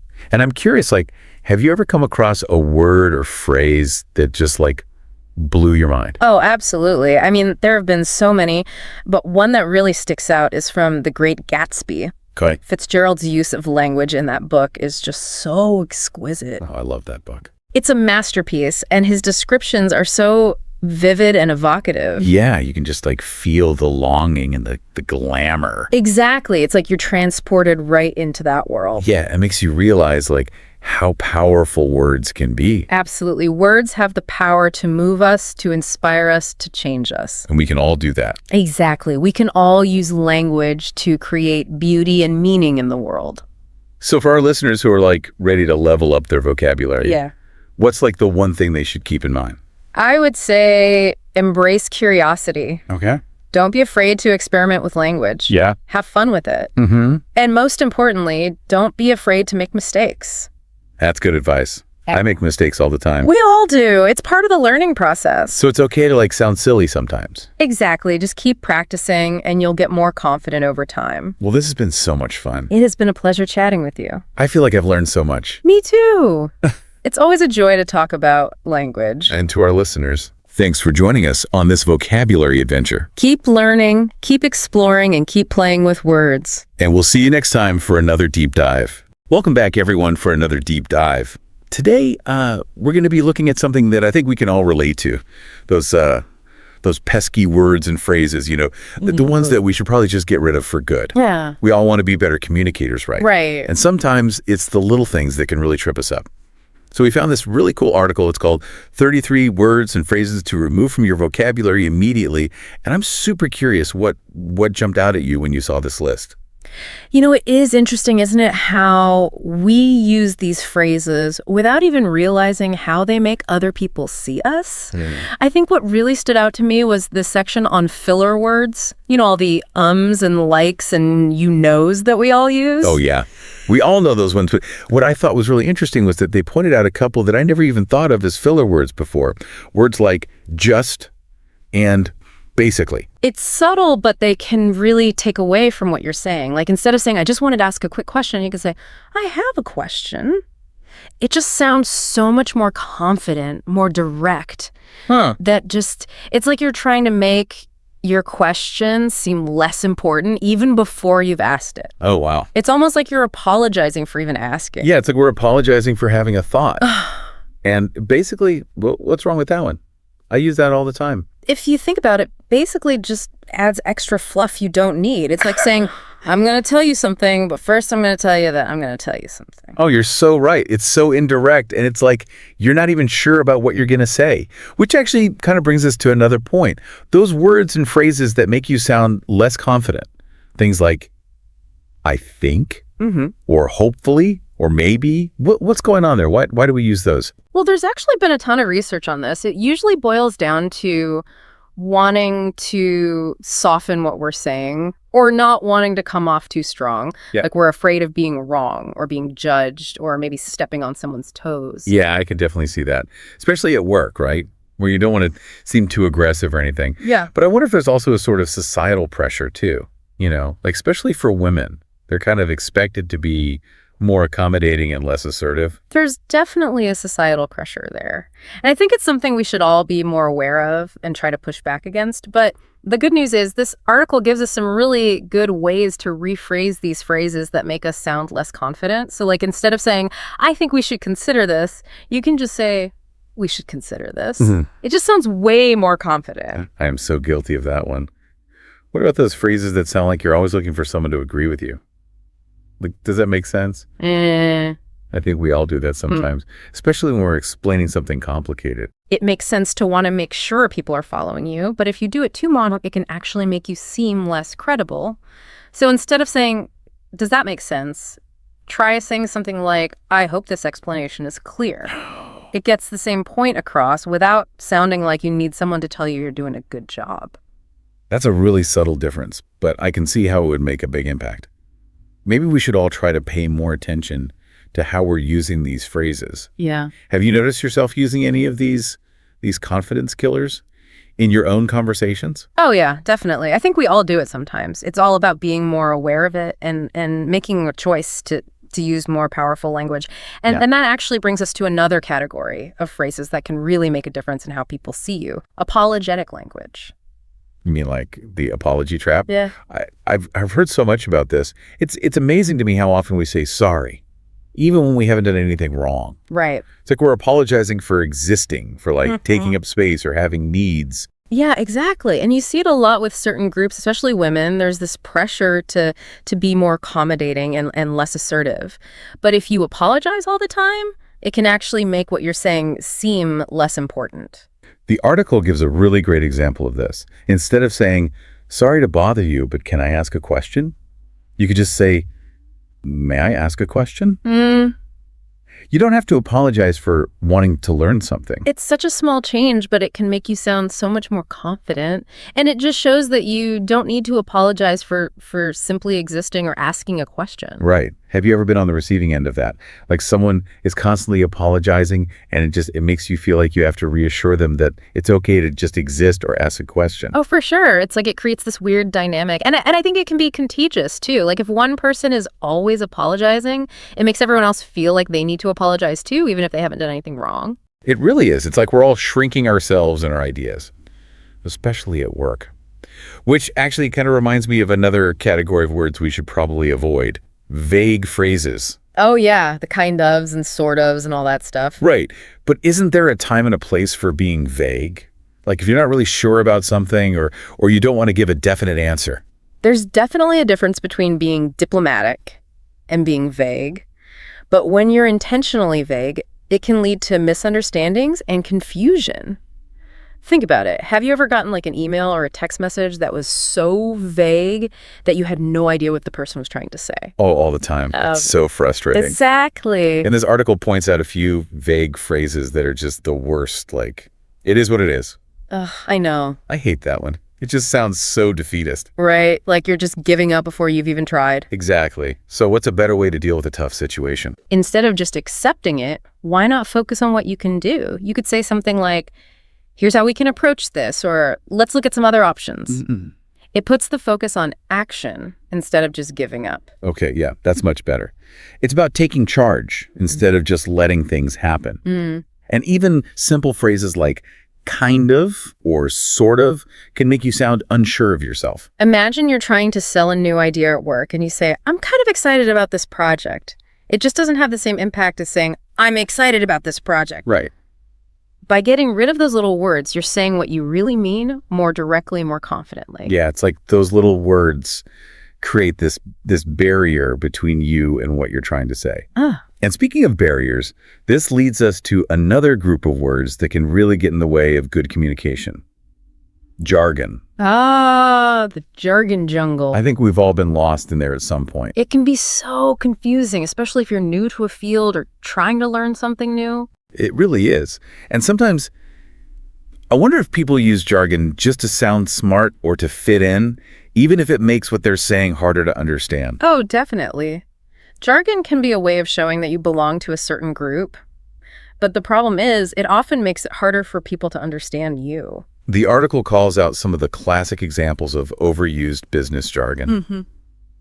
Think outside the box is one that comes to mind immediately. Yeah. It's become so cliche that it's lost all meaning. It's like saying, be creative, but I'm not going to tell you how. So how do we escape the jargon trap? What are some better ways to say these things? Instead of think outside the box, try being more specific about what you mean. You could say something like, let's challenge our assumptions, or let's come up with some unusual approaches. I like those. And I think it's important to remember that jargon can be different depending on what industry you're in. What might be common jargon in one field could be totally foreign in another. What are some other jargon phrases that drive you crazy? Circle back is one that always gets me.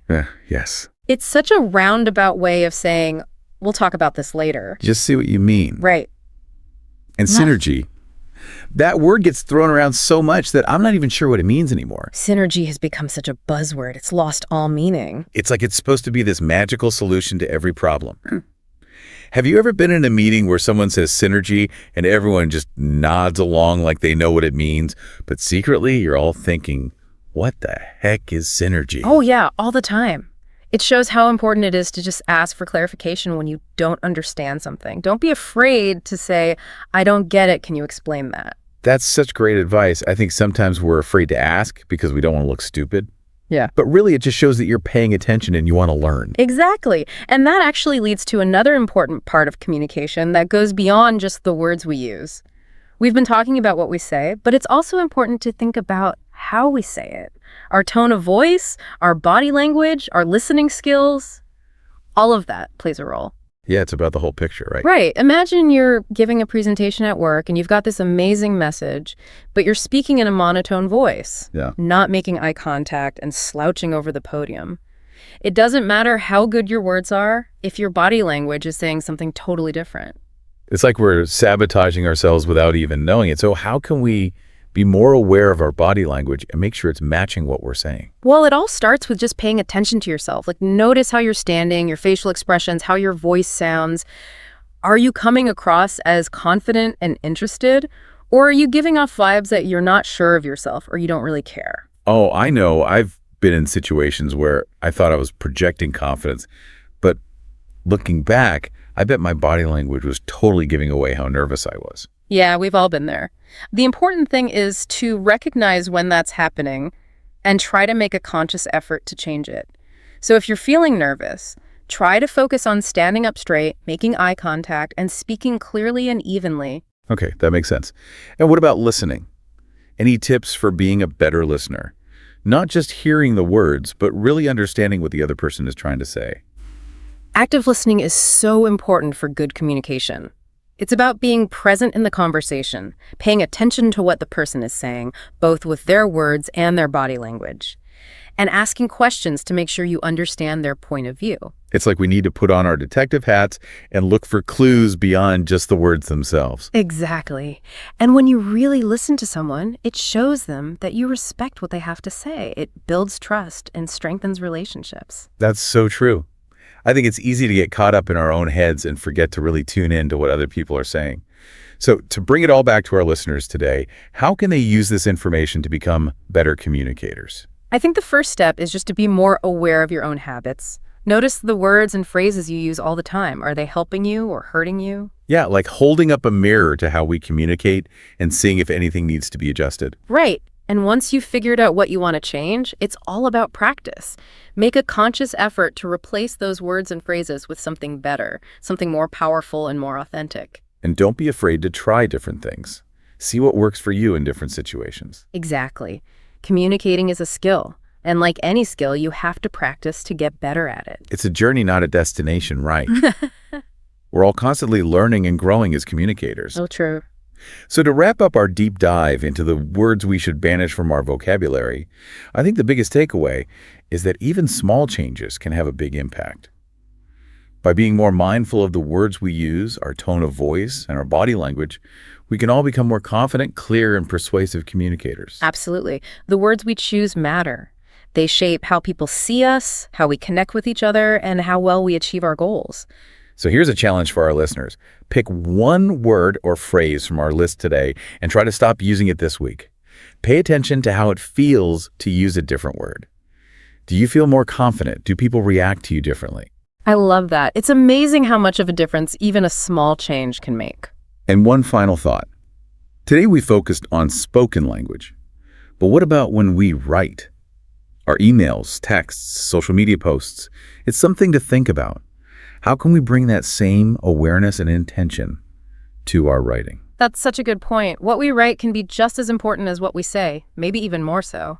It's worth taking the time to really think about what we're writing and make sure it reflects who we are and what we want to say.